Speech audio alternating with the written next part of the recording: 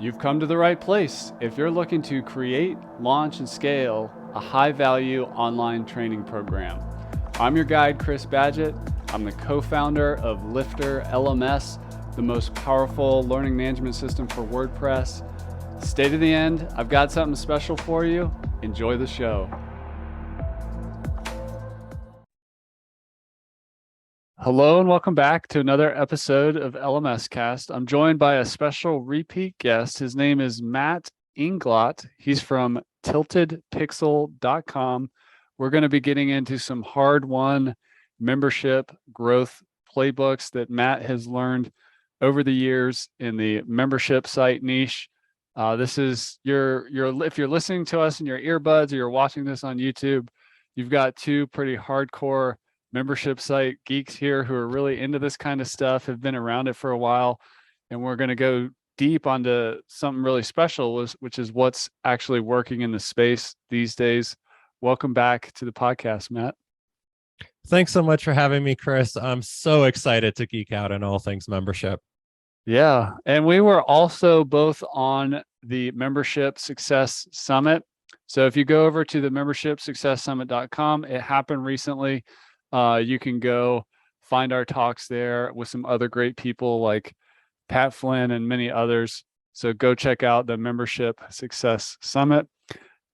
Just to kind of cue up the audience, Matt, what's your background in the membership site space? You know, what brought you to your position here, having seen what works, seen what doesn't, all your work around freelancing and helping membership sites? What's the backstory? Yeah, it was all one big accident that got me here. I started building websites for people back in university to get me through school, like many of us more web geek type people do. But I quickly discovered that there were many different types of clients out there and they weren't all the same. So I built my share of websites for like lots of local businesses, but then I got very fortunate and I had a few clients that had various types of digital product and membership businesses. And what I found from that is that they ended up working with me for a lot longer. They got a lot more benefit from working with me. And they just really clicked because it was the same stuff that I was interested in.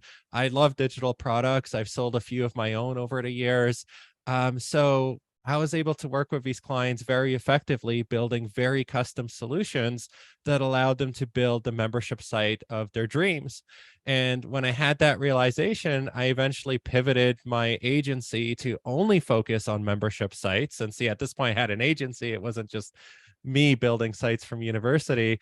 And I realized, hey, wait a minute, this is the market that we have to go after.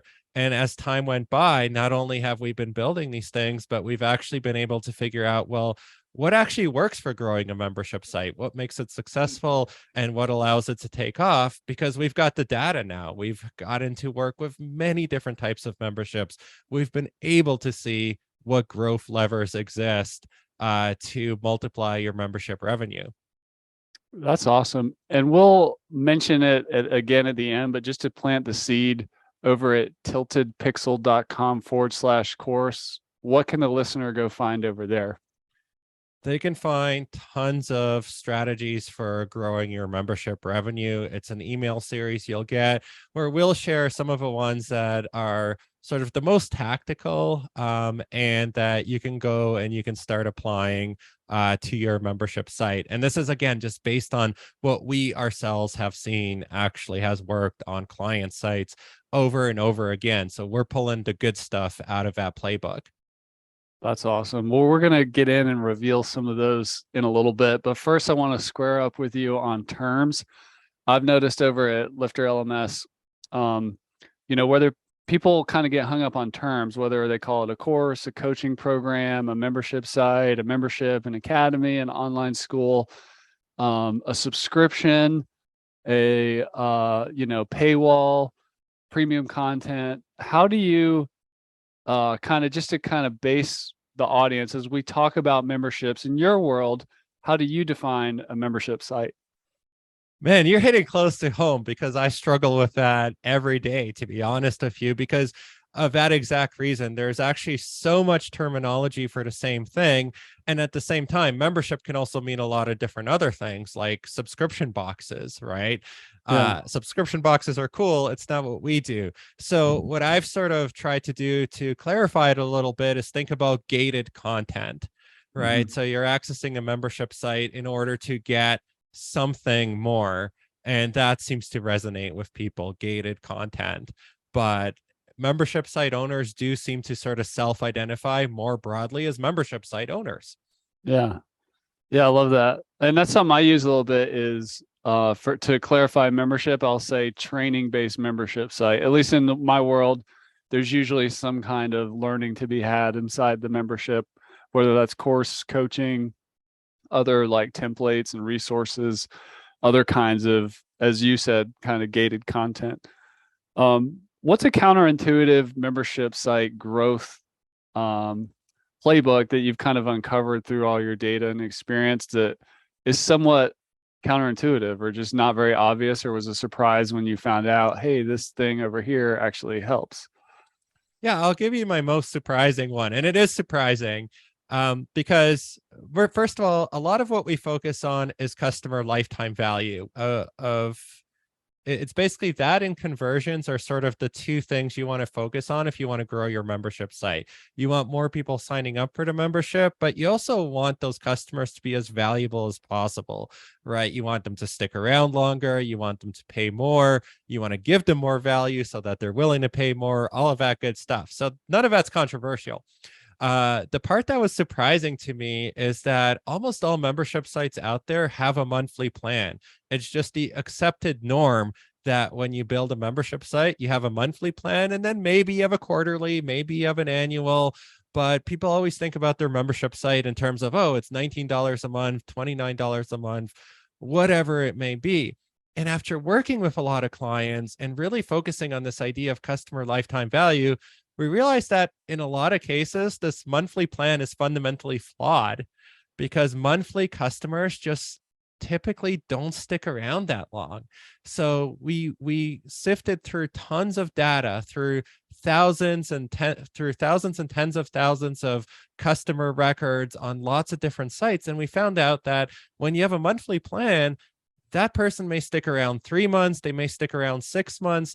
There's an average lifetime for those customers, and it's somewhere in that range. So if someone's paying you $20 a month times 5 months, they're probably paying you about $100 for the privilege of accessing your content on average. And that's probably it. Versus if someone signs up for a year, an annual plan, well, they're going to pay you at least for a year of content. And as long as you're delivering enough value, then that's a very fair exchange, because a lot of our membership sites, they're kind of front loaded.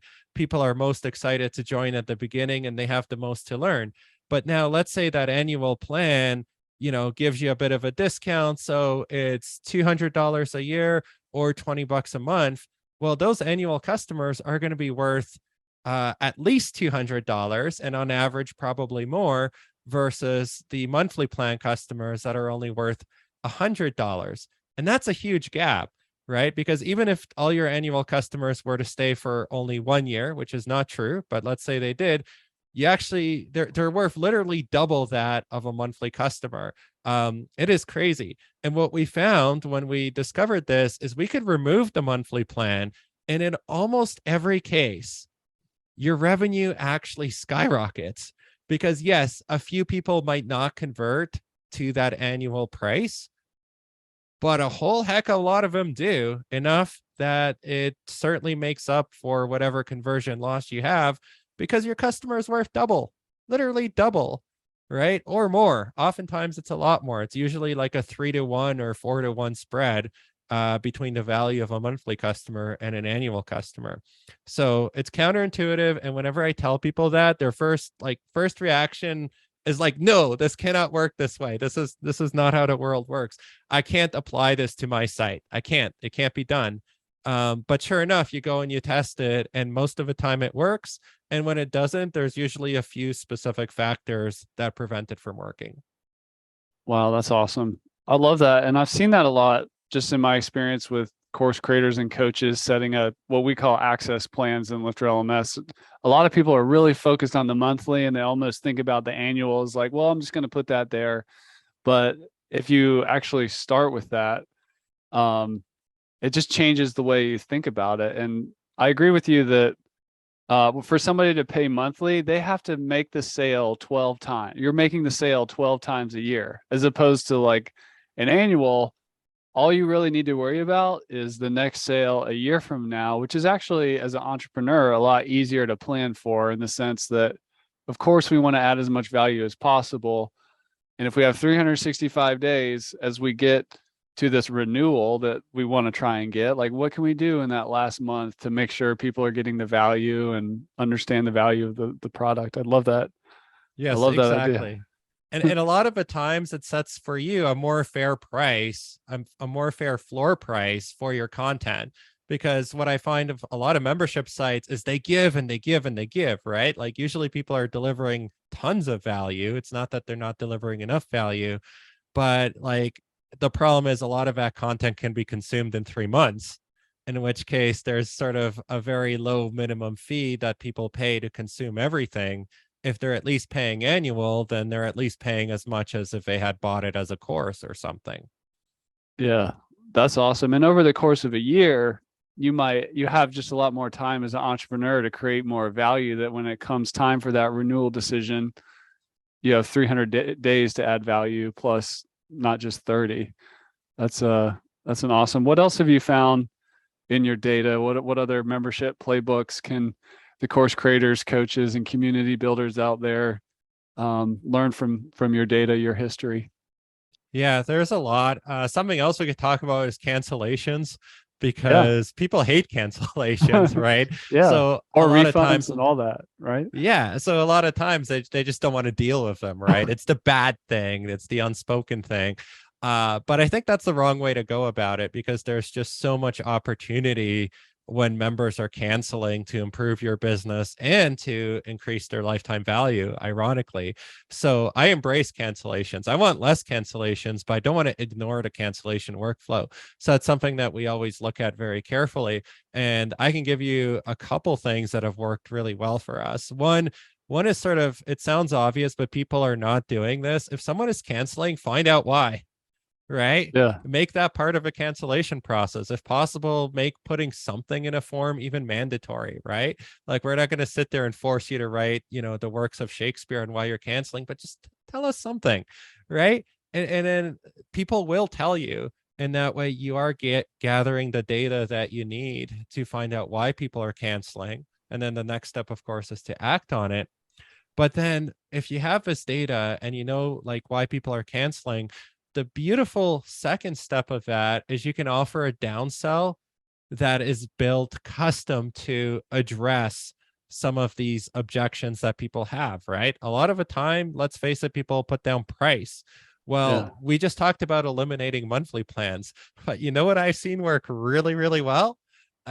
Is giving them a downsell to a monthly plan, right? Because maybe they can't renew at the annual rate, or it's too much of an ask at that point. That's when you can offer them the monthly and say, okay, no problem, it's a little bit more per month, but here's a monthly plan. Or it's a little bit less per month than what you're paying now, but it's missing these 3 features or something else. But basically make the downsell match sort of the typical objections that you're seeing, so that that's a second chance to win that customer back. They might not have been willing to spend $200, or they wouldn't have been able to spend $200 right now, for $20 and like these benefits. Okay, I'll stay. And it's amazing how much revenue you can recover, how much customer lifetime value you can extend. And some of these members then eventually do upgrade again, especially if you gate down that monthly plan. So there's a few things missing so that there is an incentive to go annual again when you can. So we've turned your cancellation workflow from a leaky bucket to something that's actually like a revenue generator for you, a customer lifetime value extender. And that's just based on focusing on your cancellations instead of ignoring them. I love that. Just a quick pro Lifter LMS tip out there. We have the ability to hide what we call access plans. So that downsell to the monthly, if you didn't want the public to be able to see it, but you wanted to send somebody an email to be able to buy in that way, it's totally possible. You know what made me Awesome. fall in love with refund requests? And I 100% agree. Like, create a form. Don't make it too burdensome that they start getting angry at you. But like, let's say you had 3 to 5 questions that you could ask besides your name and email, and maybe some of them are just check boxes or radio buttons. But the thing that made me fall in love with it oftentimes is sometimes people, for me as a software guy, if we're just talking about software memberships or subscriptions, um, that reason, like why would you like to cancel? And what made me fall in love with refund requests is sometimes they would say, well, your product doesn't do X, but it actually does. And they just didn't know or couldn't find it in the documentation or didn't know how to do it in that way. So we ended up, like, I don't know, maybe 30% of our refund requests we actually save just by helping them realize that they could do exactly what they were trying to do. They just didn't know how. So it becomes a customer success challenge over oh, it doesn't do that. But it's always fun to get those saves in there. Yeah, Um that's actually an amazing tip for sure. Yeah. And that's yeah. again the benefit of getting that customer data versus not.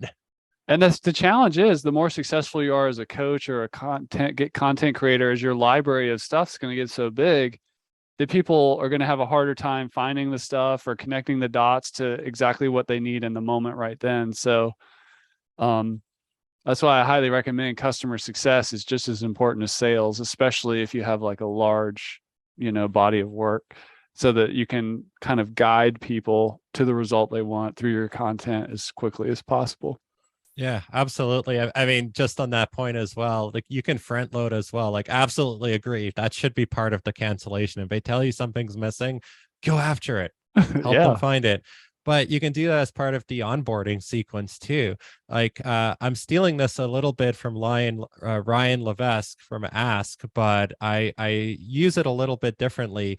He shared with me this really cool strategy years ago where when someone signs up for something like your email list, or in this case, your membership, after they receive like the normal welcome email, send them another email like a few hours later, but don't brand it, right? Don't make it like, your logo and all the pretty graphics. Just use the plain text feature uh, and just like put a simple subject line, like literally you could put hey, Yeah. right? That's sort of our typical is put hey, and just write it in your own tone as the founder and just say, hey, I saw you just signed up for, such and such membership.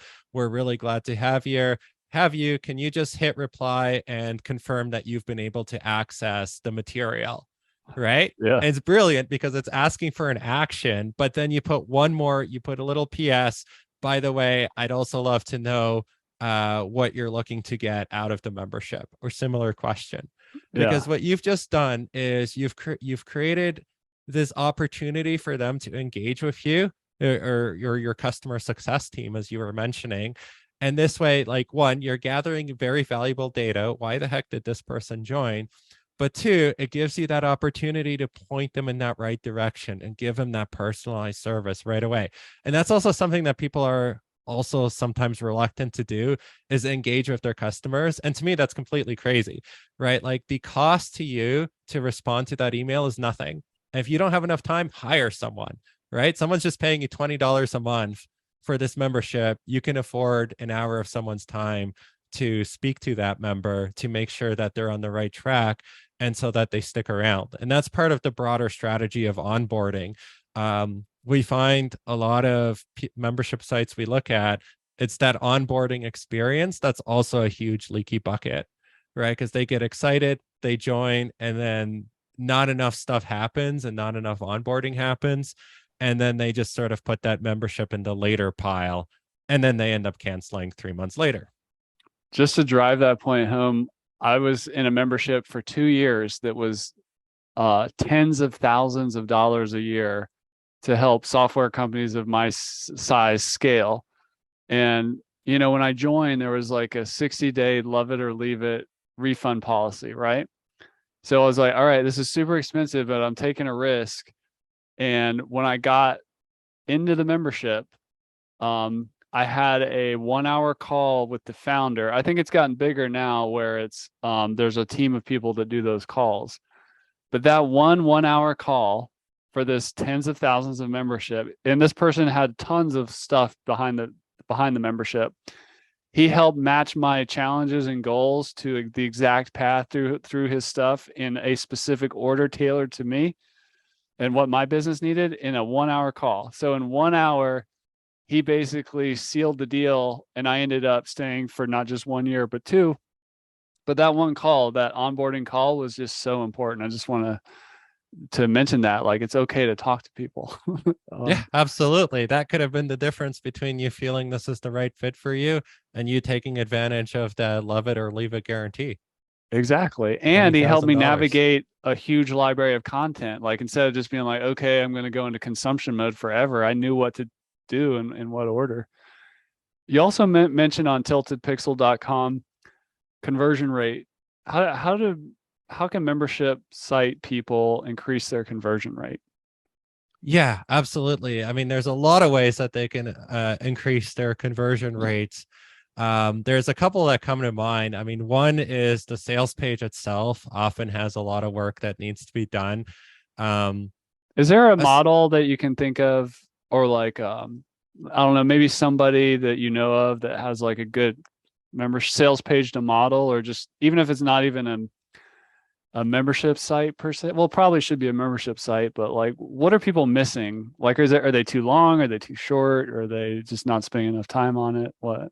yeah, well, I can take you through what you should and shouldn't be doing, and I'll see if I can think of one. It's almost like the problem of having too many, Yeah. right? But like the general thing that I think membership site sales pages fail to do over and over again, and it sounds simple, but it's speak to the problem that your customers have and make sure that it's a recurring problem, which is also a business model issue. If your Yeah. membership doesn't solve a recurring problem, it's a problem itself.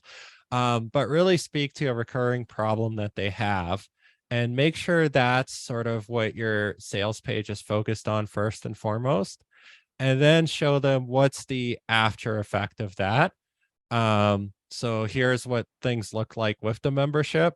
Here's everything that we solve for you, and then make sure you have clear plans that actually speak to who your different audiences are, which was going to be sort of the point that I was going to get to. What a lot of membership sites on their sales page, they'll have sometimes more than one tier, but those tiers were kind of arbitrarily made up by the owner, right? They were never connected to anything in reality.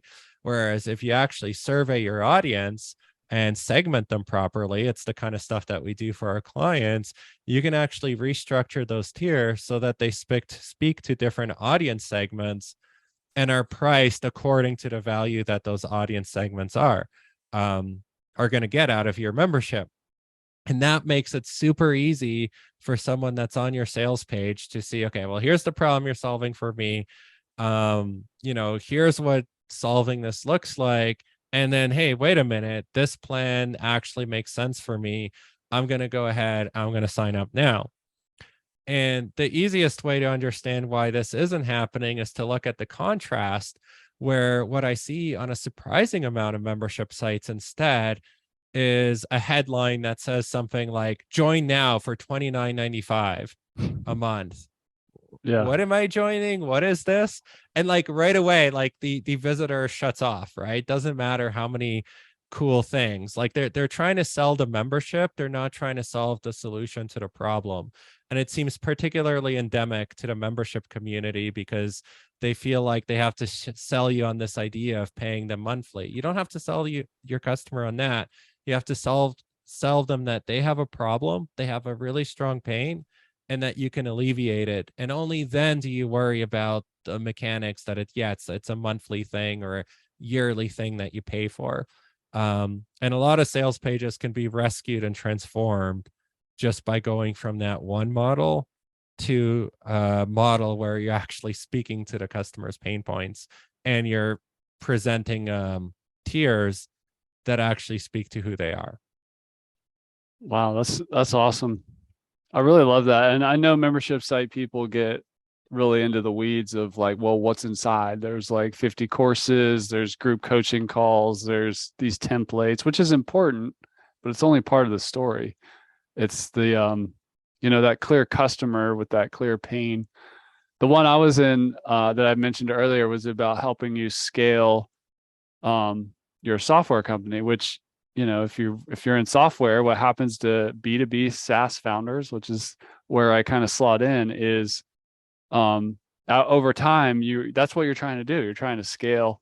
And I didn't even really know how many courses or anything were inside. It's just the person. His name's Dan Martell, who's, by the way, he's got a great Mm. YouTube channel. You should check him out Yeah, Dan's a if great you're guy. listening. Yeah, Dan's awesome. I learned a ton from him, but his sales process had what was in the box had very little to do about it. It was more about the pain and identifying with this type of customer with these problem. Every time it was like he was like psychic. So it was Yeah. good. And imagine if it worked the other way, where he told you, oh, we have 500 videos in our vault. Use very common wording. Like, Yeah. I mean, your credit card would get scared away, because like you don't want to go through 500 videos necessarily. That sounds like so much work, But I want my right? problem solved, and I want to do it with somebody who's been there, done that, and has a track record. Which is the other thing I think on the membership conversion rates is the social proof element is important. I mean, we all Yes. know we need testimonials and case studies and stuff, but any tips for people on in that social proof category, like how to get them or what kinds they should get or whatever? Yeah, absolutely. So I think of it as part of your general customer customer knowledge engine, right? Where we talked about emailing them as soon as they join, for example, right? And getting the information about why they joined. We talked about surveying them when they're leaving. There's different touch points that you can have where you survey people and you find out more about them. Um, and that should be part of their membership experience. That should be part of how you manage your list. You should always be trying to learn more about your audience. So we find the easiest way to get some of these like really good testimonials is to just slot them into this process where someone gives you a really good piece of feedback, like your membership did this for me, or I just had this huge win. If you're monitoring all of that info coming in, anytime you see something like this coming to you, reach back out to that person and say, okay, great. I'm so thrilled that you were able to get this outcome. Would you be willing to hop on a 15-minute call with me, and we could just make a short case study video demonstrating to others what you're able to achieve? And it doesn't have to be a video. I mean, I like videos. They're sort of becoming more and more trendy. People don't like the owners of sites don't like doing videos because it's more work. It feels weird, whatever. But customers love them because then they can relate to them more than written testimonials. Written testimonial, anyone can write that. And it's not that we all approach those testimonials with complete suspicion, but there's always that thought in the back of your head. Is this a real customer? Joanne from Atlanta says this. Well, Yeah, it's who harder to fake knows, a right? video. It Yeah, is that's harder to fake a video. Yeah. But it that. is just part of that process, right? And they one of the things that helped in that sales process I was in was they actually sent me testimonial videos or case study videos by email, short ones, based on the exact main challenges I said I had as part of the sales process. There was not even a hard close. They just sent the videos about this person and that person that were a lot like me that had the same challenge and now they don't. It was Yeah. I was kind of blown away just, because I'm self-aware, like, wow, this is how sales should be. There's nothing pushy here. It's more about relevance, match, commitment, offer. I mean, it was just the fundamentals were so good. Yeah, I mean that's great that you bring that up, because see, they're putting all of these things into practice, right? The reason they knew which case studies to send to you was because they surveyed you, right? They asked questions, Yeah, right? It exactly. doesn't have to be like a literal survey monkey survey either, but you're asking people questions and you're gathering the data, and then you're using it in order to create a better member experience. I like that. And in sales, I think about that. The first thing any salesperson should do is ask a question like before before like actually trying to sell, like, well, what's your biggest challenge or what are you trying to accomplish? These are like very important openers for a sales conversation, whether it's a webinar or one-on-one or even inside of content. Bounce Absolutely. bounce rate. How do we keep people from bouncing? And I saw that on your site. Are you saying particularly around like during the sales process or once they're in the membership? How can we improve bounce rate? And can you also describe what it is in case somebody doesn't know? Yeah, I mean, I know you're referencing our website. So there we were specifically referencing bounce rate, the metric, which is someone comes to your website and then they leave right away, right? And they don't actually pursue it further. And I feel like we've touched on some of those concepts, because there you really want your whole site, just like your sales page, to be focused on a person's pain point and not all this other stuff that's not their pain point. But there's another related concept, which is churn, which is Yeah. probably what membership site owners probably especially want to know about, because you don't want your members canceling, right? There's this whole promise of recurring revenue from a membership. It's not very recurring if you got people leaving after 3 months, right? Yeah. So we can definitely focus in a little bit on that. And we touched a little bit on this before, but probably the most important thing is fundamental. Make sure that you're actually solving a recurring problem. So that's sort of the first thing. That's the very strategic, not the very crunchy thing. But if you fundamentally build a membership where someone can join with a painful problem, but then they solve that problem in 3 months, and then they don't have use for your content anymore, then you don't really have a membership based business, right? You're probably better off selling a course. So now your challenge is to figure out how to fix that model. So Can you you say want, that? Sorry, I think that's so important. And this is, we run into this a lot.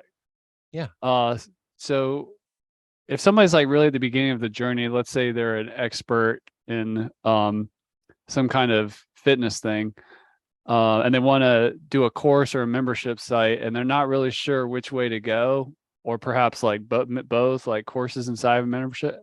How do you, how do they know? Could you kind of said it, but I just really want to, people can waste a lot of time building a course that should be a membership or building a membership that should be a course. How do we kind of crystallize that fork in the road? yeah, absolutely. Especially because getting that wrong is extremely painful, because nothing Yes, seems to be working, right? right. So if you have a specific thing you're planning to teach somebody how to do, and that's it, that's called a course, right? And no matter how much you want recurring revenue, people are not going to pay for forever, for ongoing access to learn the same thing over and over. Here's an They'll consume example, it, like how to they'll learn it. attract your soulmate. Like that's going to happen, but once it happens, they're going to get married and that's it, right? That's like a, it's not a recurring, it's an important problem, but it's not a recurring problem for most people, I guess. Yeah, exactly. If you have Yeah. a bunch of content and finding your soulmate and that's where things end, then yeah, you're right. Absolutely. Again, that's a course. Or Yeah. like how to play chess. And Yeah. you have your course on how to play chess and that's it. That's a course. Um, but a membership means that there's some sort of challenge that they have, possibly related to those things like soulmates and chess and whatever else, that isn't necessarily solved as a one and done. So, for example, with chess, there could be a component of ongoing coaching. Like you don't become great at chess overnight, right? So some way where you can study games, you can play puzzles, right? So you could have like a daily chess puzzle newsletter, right? That would be Yeah. a membership, because you always want the next chess puzzle, and the next one and the next one. Or maybe you take people through famous chess games, right? And you explain one every week or something like that. That's ongoing content, because you're helping me on the progression towards becoming a better and better chess player. That's an ongoing pain point. Whereas learning the mechanics of how to play chess, that's a course, because there's a start and there's an end. And once I know how to play chess, I don't need your information and content anymore. Right. And it's going to be the same thing with the soulmate example, right? Like dating takes time. So I actually think there's a lot of membership opportunity there, right? You're probably not going to find your soulmate next week unless Yeah. you get super lucky. But there's a difference between teaching people, how to find the right people, connect with them, and so on, versus like providing like something ongoing, like virtual speed dating. I don't know. I'm Yeah. spitballing here. Yeah. But there's something that you can do to help them solve that problem, and that's kind of the good news for course sites, or sorry, for membership sites that are really courses. Sometimes you can fix this model if you can broaden from going, I'm going to teach you X, to figure out what's the broader pain point that someone's trying to solve, and how can I help them solve that in an ongoing fashion, So for right? Just example, like the like chess example. I'm not very good at chess, or I'm having a hard time talking to the type of people I want to meet. Like these are recurring problems that need time to develop. Yeah, precisely. And then you have a membership business, and you have a group of customers that are hungry for solving this problem on an ongoing basis. And it's totally fair game to charge them for ongoing access. If we have a good recurring problem slash product match, how do we continue to fight churn? Yeah, absolutely. So there's a lot of things that you can do, but we like to focus on the fundamentals, which is make sure that we close the gap between what we're offering and what the people are actually trying to solve. And that sounds kind of abstract, but I find a lot of membership sites struggle with that, right? Because it's hard to make a good membership site that does that. So part of it is, first of all, surveying your audience. This comes up over and over, see how they're doing. And when you're speaking with them, start identifying, well, what's missing that's preventing them from moving forward, right? And there's some common things that tend to come up, like time is a big one, right? And time is a lot of the answers people give you are codes for something else. So time is a code for priority, for example. Mm, This isn't really priority enough, right? So how can you make this higher priority? So for example, if it's chess, going back to that example, I would guess that a chess site would have a lot of success if they try to make learning chess something that's very bite-sized, tackling the time part, but also make it really fun, because people always make time for fun, right? That seems to be an ongoing theme. Like actually, Duolingo has put crazy amounts of time and money into exactly that. They gamify their systems because they recognize that learning a language is incredibly hard mhm. fundamentally, and it's an Yeah. incredibly big commitment you're signing up for. So you're going to have this crazy churn because someone goes on a whim and says, I want to learn Spanish. And then if you make them sit there and repeat over and over how to say beer in Spanish, it's going to get old really fast.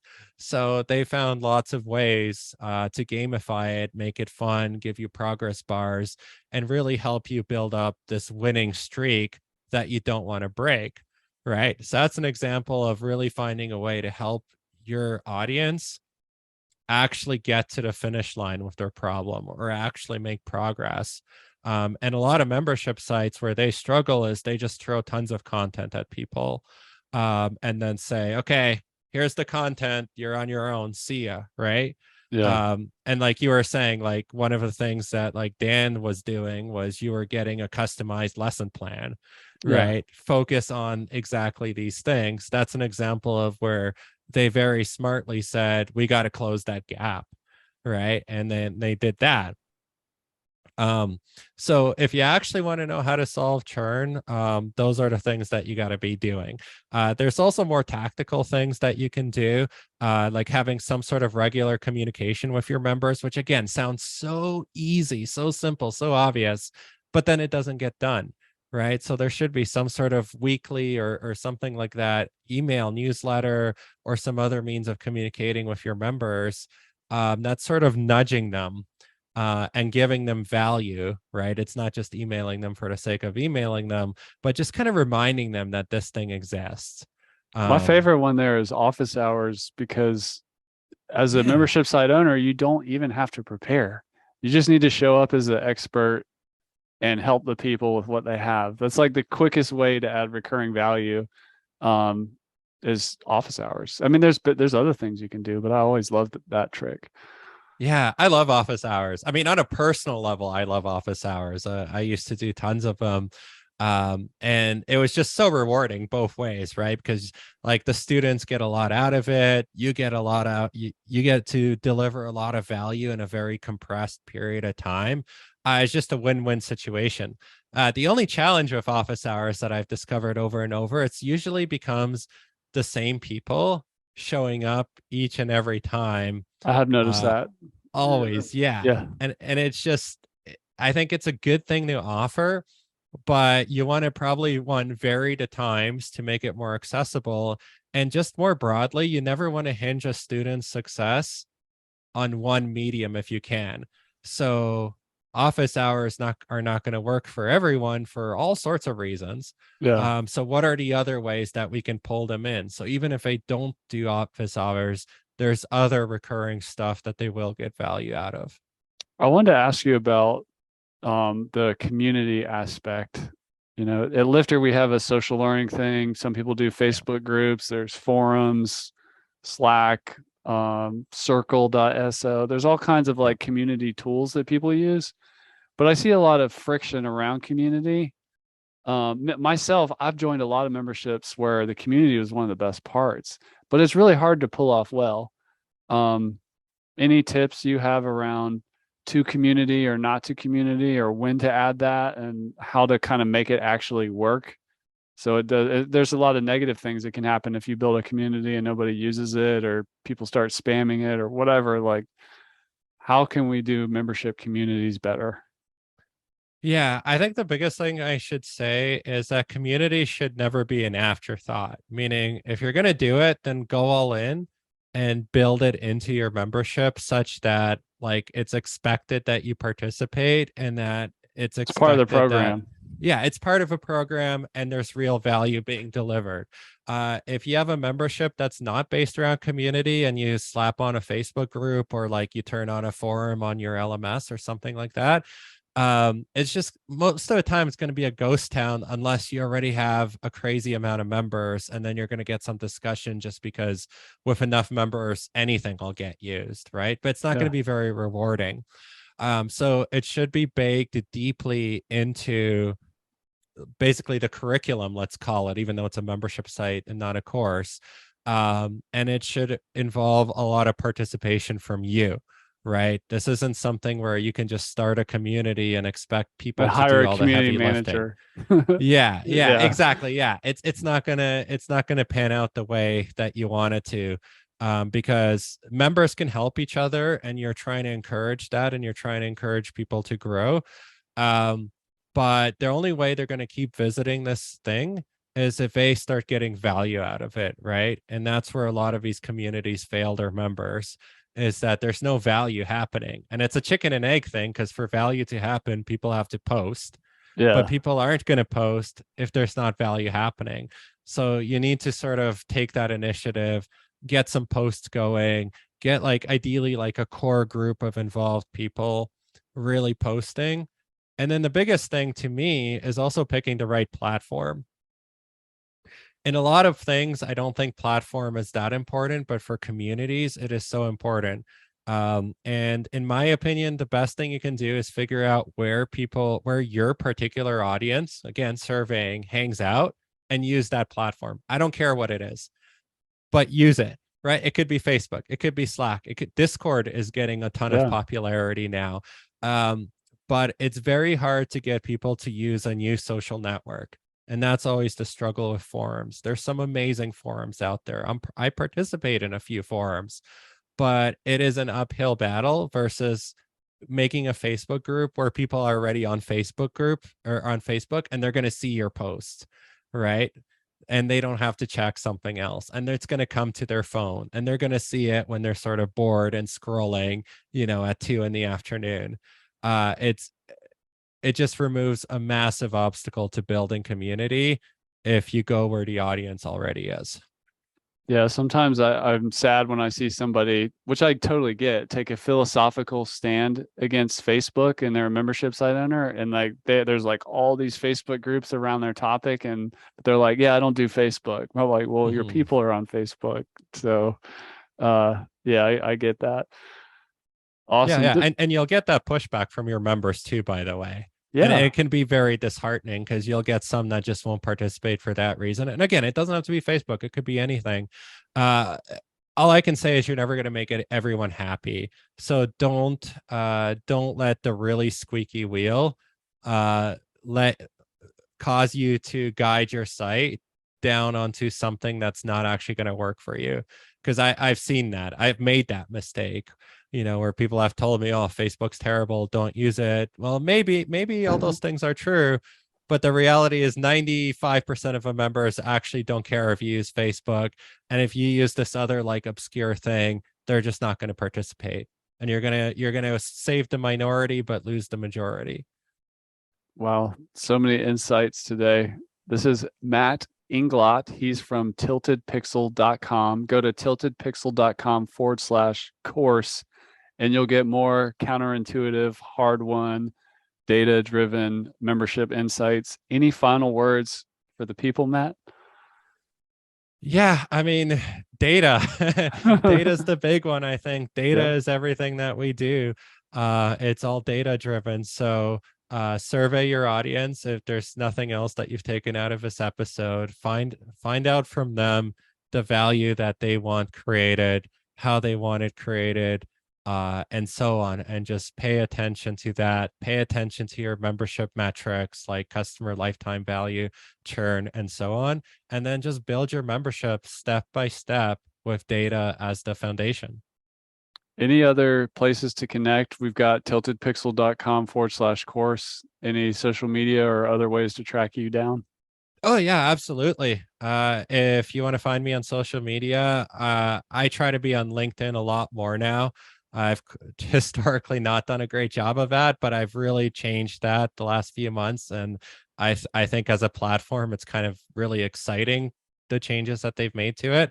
So I would love if people connected with me on LinkedIn. You can also find me on Twitter and Facebook as well, and just Matt Inglot. There's not too many of those out there. Recurring revenue through memberships, one of our favorite, most coveted topics on this podcast. And thanks for adding so much value today, Matt. He's at tiltedpixel.com/course. Thanks for coming back on the show. We'll have to do this again down the road. Thanks so much, Chris. Really appreciate you. Really appreciate LifterLMS, and hope people got a lot out of it. And that's a wrap for this episode of LMS Cast. Did you enjoy that episode? Tell your friends and be sure to subscribe so you don't miss the next episode. And I've got a gift for you over at lifterlms.com/gift. Go to lifterlms.com/gift. Keep learning, keep taking action, and I'll see you in the next episode.